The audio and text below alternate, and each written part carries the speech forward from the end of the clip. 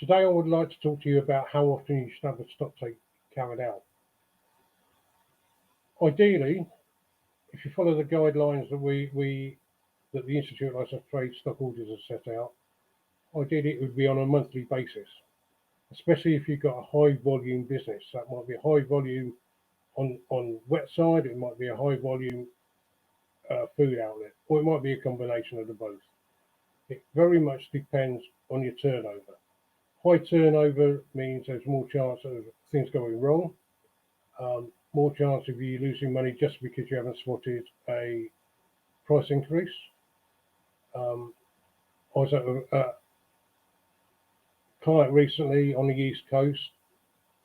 I'd asked a question, they'd phoned their BDM, they were tenants. I went there a few weeks later to the next one, and they told me that from the question I'd asked, they'd actually got back a £12,000 trade credit because it turned out that they had been overcharged. They hadn't noticed it. It wasn't obvious on the invoice, but if they'd left that any length of time and it had not been noticed, then they would have been struggling come the winter.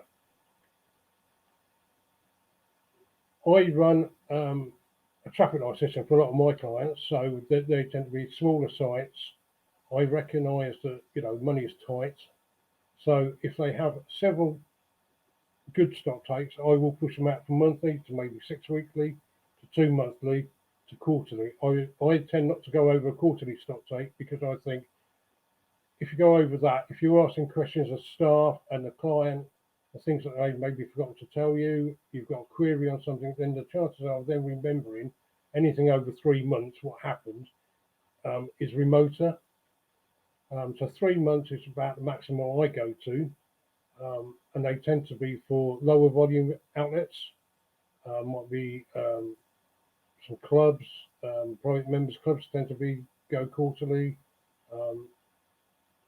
and I've got a couple of golf courses go quarterly, and a few very small pubs. But the higher your volume, the more often you should have it done, because you need to be getting on top of anything that's gone awry. So it might be that we identify that you need to train your staff how to pull beer better, how to use a till better. If you've left that 6 months, then that potentially is a lot of money you could have lost in a high volume business.